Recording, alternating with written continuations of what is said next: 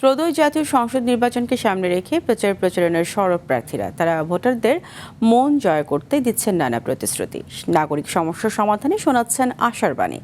দর্শক, সকাল থেকে ঢাকা উত্তরের নির্বাচনী প্রচারণার খবর সংগ্রহ রয়েছেন সহকর্মী আব্দুর রহিম। রহিম, উত্তরের আসনগুলোতে নির্বাচনী আমেজ কেমন দেখছেন? এছাড়া লেভেল প্লেইং ফিল্ড নিয়ে কি বলছেন প্রার্থীরা? সাধারণ ভোটারদের প্রতিক্রিয়া সেখানে কেমন দেখছেন? যে ফারিয়া, সকাল থেকে আমরা ঢাকা 14 আসনের বিভিন্ন এলাকায় ঘুরেছি। এখানে মোট 12 জন প্রার্থিতা নির্বাচনে প্রতিদ্বন্দ্বিতা করছে এবং তারা ভোটারদের কাছে যাচ্ছেন এবং তাদের প্রতিশ্রুতি ব্যক্ত করছেন। আমরা এখন রয়েছি এখানে যে ব্যারিস্টার আরমান, তিনি নির্বাচনী এলাকায় প্রচারণা করছেন। আমরা সরাসরি তার কাছে চলে যাব। আপনি হচ্ছে ভোটারদের জন্য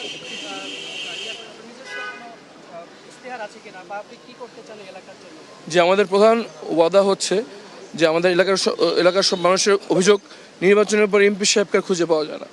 আমরা প্রথমত হচ্ছে গিয়ে আমাদের কতটুকু সরকারি বরাদ্দ আসলো এবং সেটা কোন খাতে ব্যয় হলো প্রত্যেক 6 মাস পর আমরা জনসম্মুখে তুলে ধরবো। প্রত্যেক 6 মাস পর আমরা জনগণের মুখোমুখি হব, গণশুনানি অনুষ্ঠান করবো, সেখানে সবাই এসে জনপ্রতিনিধিকে প্রশ্ন করতে পারবেন।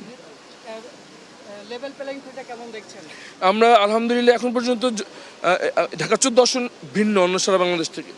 এখানে একটি আন্তরিক পরিবেশ বিরাজ করছে, কিন্তু অন্য জায়গায় এই অবস্থা নেই।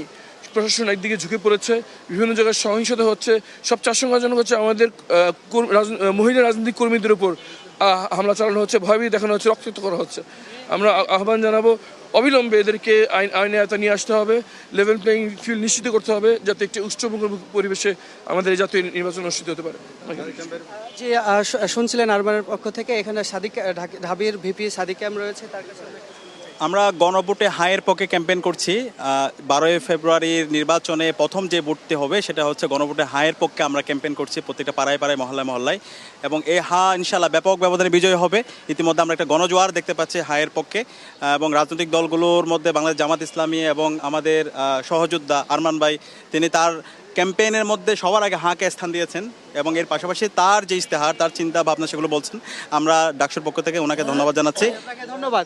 জি, শুনছিলেন যে এখানে ডাকসুর ভিপি রয়েছে, তিনি কিন্তু ভোটের প্রচারণা চালাচ্ছেন ব্যারিস্টার আরমানের পাশাপাশি। এছাড়াও আমরা পাশেই দেখেছি তুলি বিএনপির প্রার্থী, এমপি পদপ্রার্থী, তিনি কিন্তু প্রচারণা চালিয়েছে। এছাড়াও কিন্তু একটি উৎসবমুখর পরিবেশে প্রার্থীরা তাদের নির্বাচন প্রচারণা চালাচ্ছেন এবং তাদের ইশতেহারগুলো তুলে ধরছে। তো সব মিলে বলা যায় যে একটি উচ্ছ্বাস তৈরি হয়েছে ভোটারদের মাঝে। তো এই ছিল ঢাকা 14 আসন থেকে সর্বশেষ।